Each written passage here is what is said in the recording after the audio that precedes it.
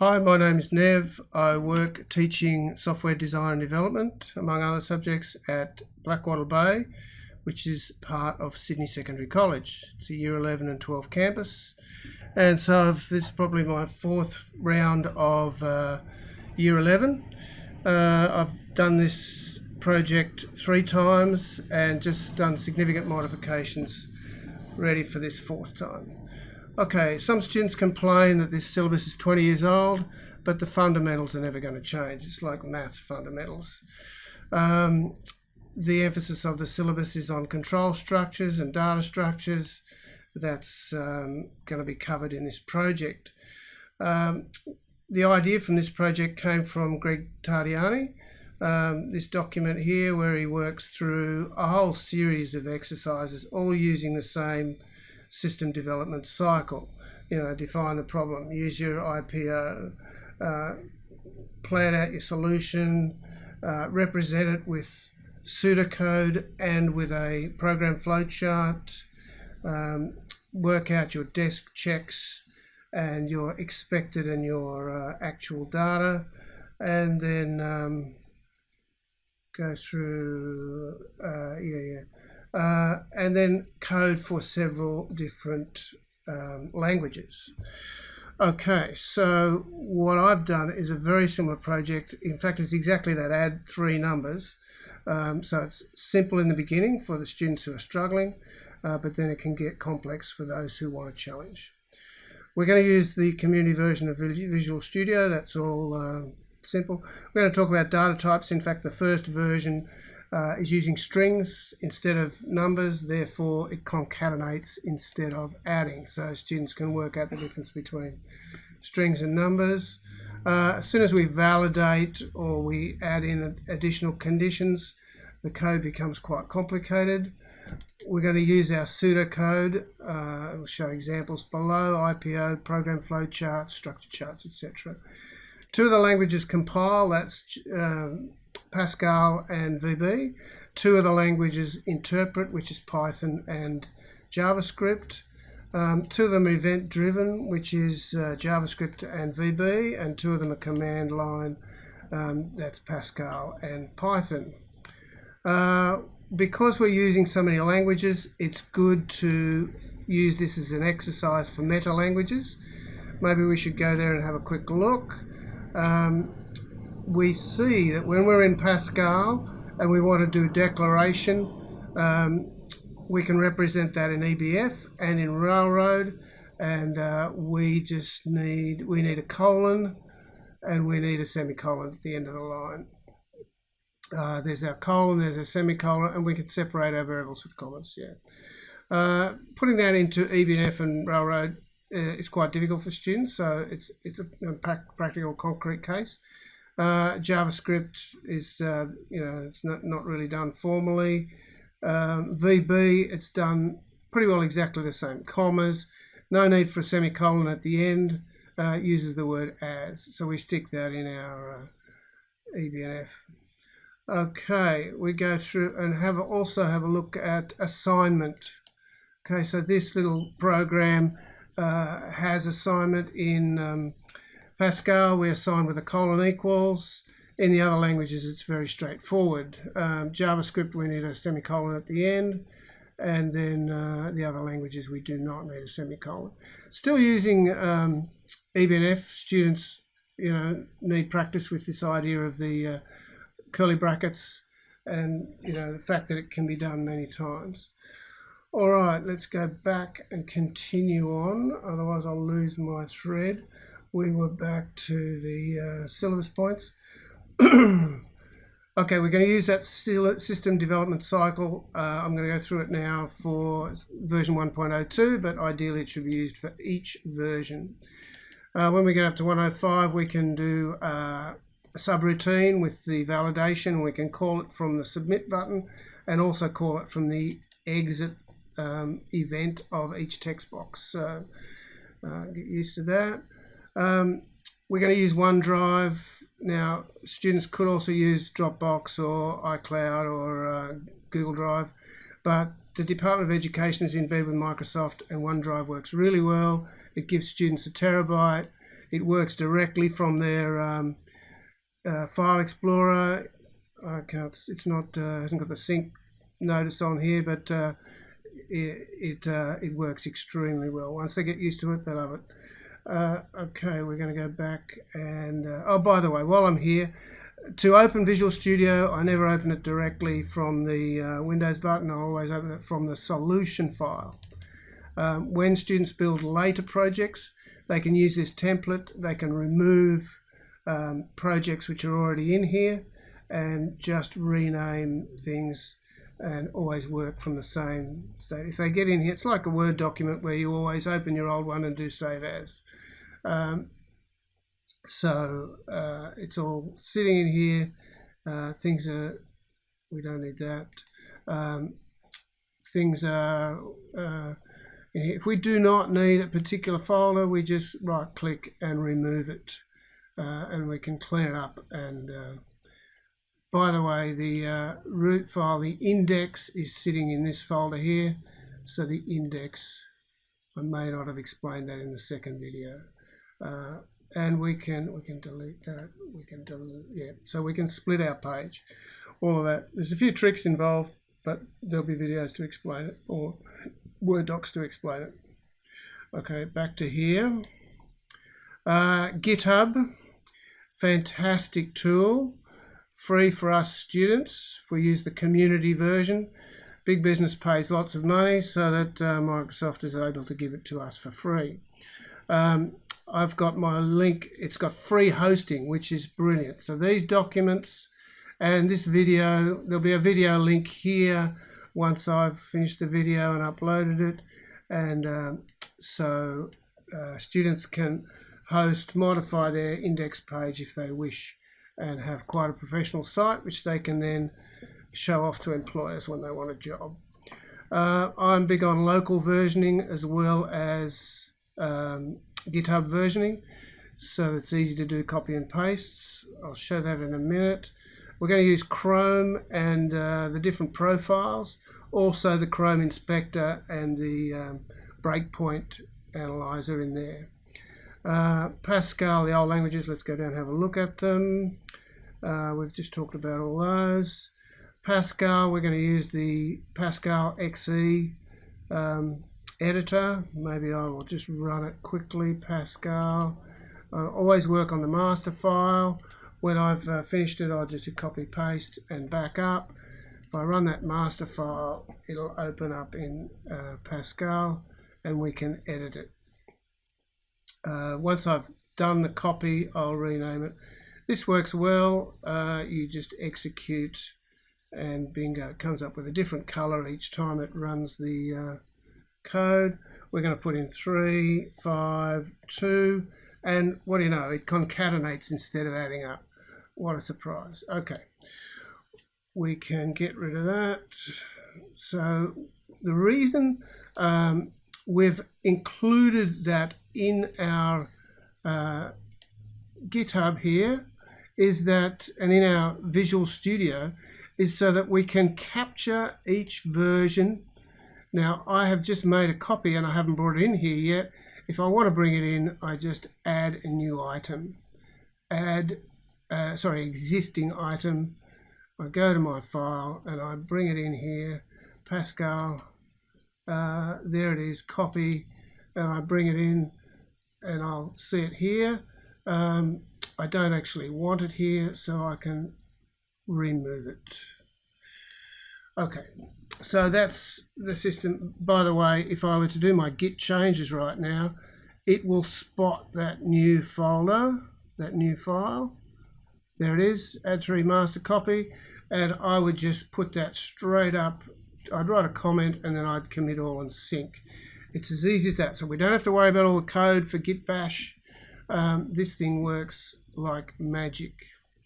Okay, so it's a kind of a no-code solution when we're coding. Let's keep going back here. Okay, when you do load Visual Studio, it's really important to do these 4 components. ASP, Python, .NET, and the Windows platform, which allows for the Windows forms. Very important.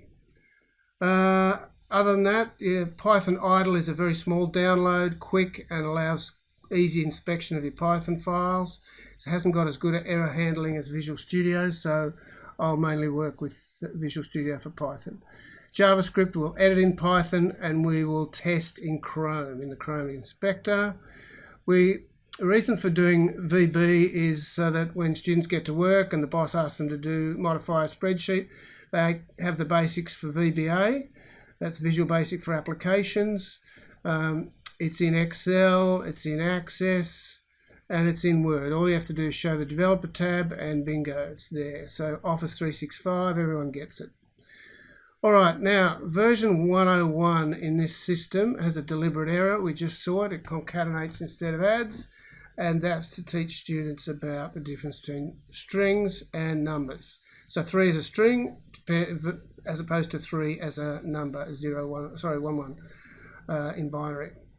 Okay, we are going to go through our planning cycle. Here it is, our 5-step planning cycle from the syllabus for each of the versions. Now, if students get complex with their things, they won't have time to document that. So as long as they do 1 or 2 versions on their own, I've done this version 102. IPO, easy enough. Steps, straightforward at this stage. Data dictionary, they're all integers. I have not put in the total in here. That should be in there.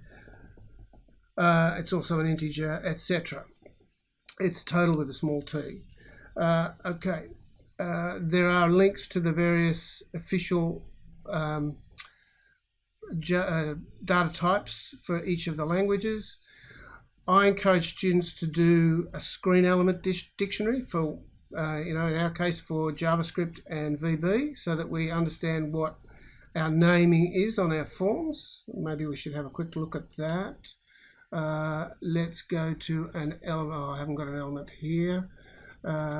Let's go JavaScript, Add3, and I have got an element here, and immediately it tells us there's our element name, text number 1. So I'm using that as my naming on my form, text number 1, it's up here. Okay.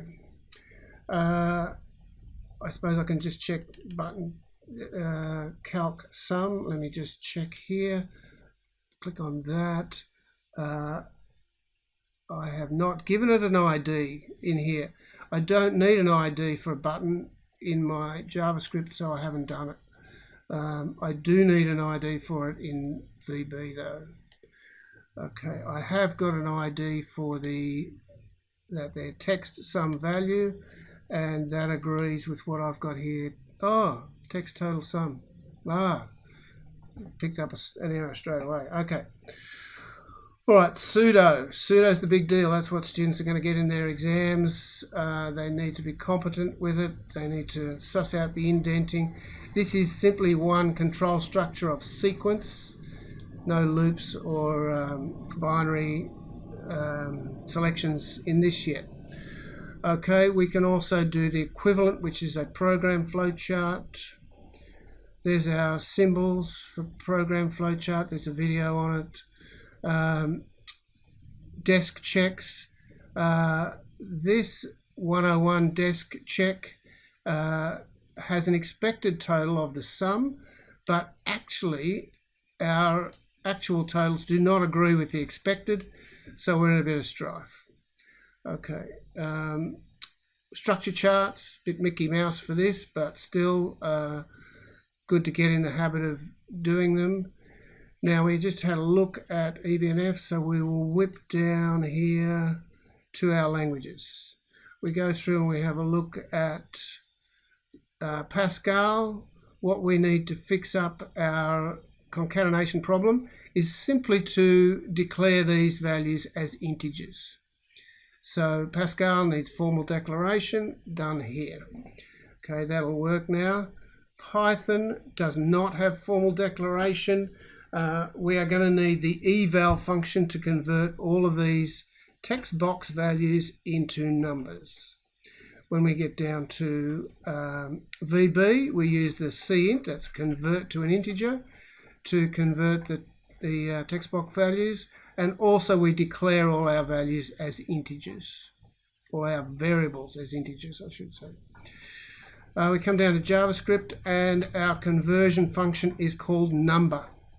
So once we do that to each of our text boxes, this will add up. We do not need to declare here. VBA we can run in Access, and again we use the Cint, that's the Microsoft conversion function. Excel, very similar with the code. There's an Excel example, and we are doing Cint, and it's a different way to refer to the text boxes, but quite okay. Now when we go and do our testing for version 101, so stage 4 of our development cycle, testing, we find, it concatenates, doesn't work properly. All right. There's also another problem with the Excel version. So we're going to, and if we then fix it up, if we did all this stuff above, and we did the testing for 102, we would find that it is giving the correct sum for all of those bits of code that I've got up there. But we still get errors if a user enters a letter instead of a number, and there's large numbers will blow it out. They'll blow out the integer 16, the 16-bit integer size. So, but we're not going to fix those in the next version. We are going to leave validation until later. Okay, so in maintaining, we have to deal with our clients. Now, this client has changed their mind. They now want to have some extra fields, concatenated answers in sentences, so the little kiddies can learn their sums and learn their English at the same time. Okay, in class, I would work through subsequent versions where we do product, so it's exactly the same. We might add an extra button or an extra command, which is simply going to say times, and we end up with a product as well as a sum. We can validate on the submit button. Later on we can get a little more complicated and validate in our event-driven languages. So in JavaScript and VB we can validate immediately as we leave each text box. So on the leave event, and instead of duplicating the code, we can have one piece of code and we can call it from two places. We can call it from the leave event, and we can also call it from the submit event. We can go on then and we can muck around with elapsed time and time functions, date time functions, and so this is in Pascal.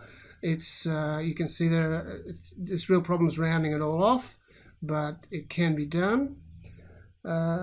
We can do looping, so students can learn loops by adding the numbers between 1 and 2, and you know, they could step with number 3. So if number 3 was 2, they could go in pairs between 1 and 2, or every third number, whatever. They can look at random numbers, and as we know with computers, random numbers are not usually random. They need a random seed to randomize. In Pascal, it's great to look at that. If you include the randomize command, you get different numbers each time. If you don't, you get the same set of random numbers each time. You can loop for a series. It doesn't like my term randoms. Okay. Students can then go on and build their project.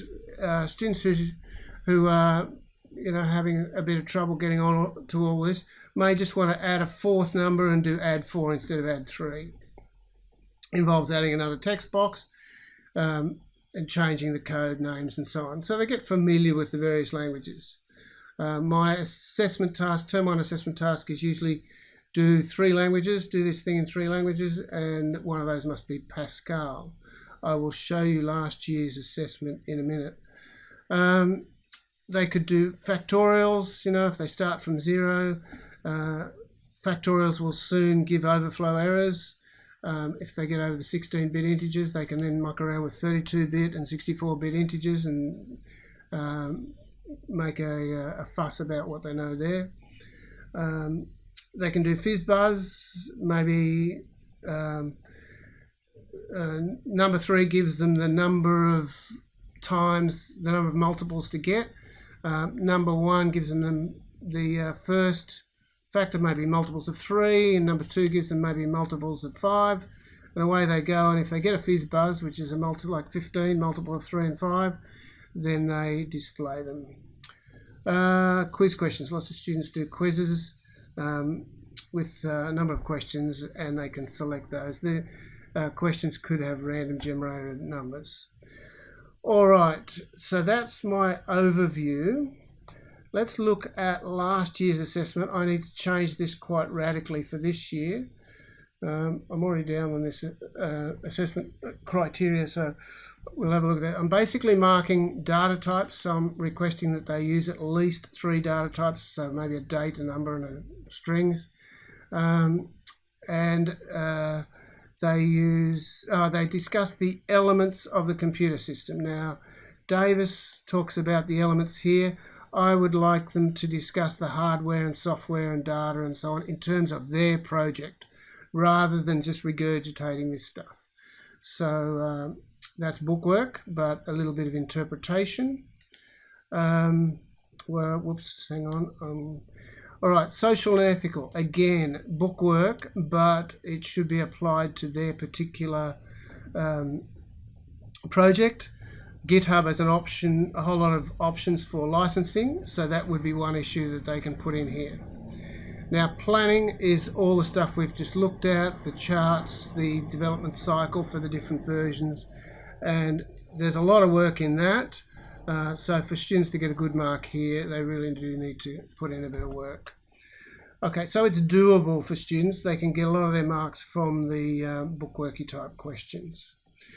I think that's it for me. Let's have a quick look at the repository. Now, the next video explains how to clone this and how to drop it down into Visual Studio, so that you just kick off directly. Once you drop it down, in the next video, I've dropped it down into this OneDrive Add3 demo file. And then what I didn't say in the next video is that to open it again after you've closed it, you just click that solution file. And I think that's it. Let's go back to the top of this. That was due last year. Here's the 4 criteria. I've given a bit of an expansion. I asked them to write a little app for a childcare centre. So pretend that they've got a client who is a chain of childcare centres. They've got old scungy machines, so that they might need it in Pascal. There's a bit of info here on each of the criteria, and some samples of backup. So I'm a big one for local backups, as well as GitHub backups. They work on a master file and do copy paste each time like I did earlier, and rename the paste with the version number and a very quick summary of what it does. That's it. Thank you.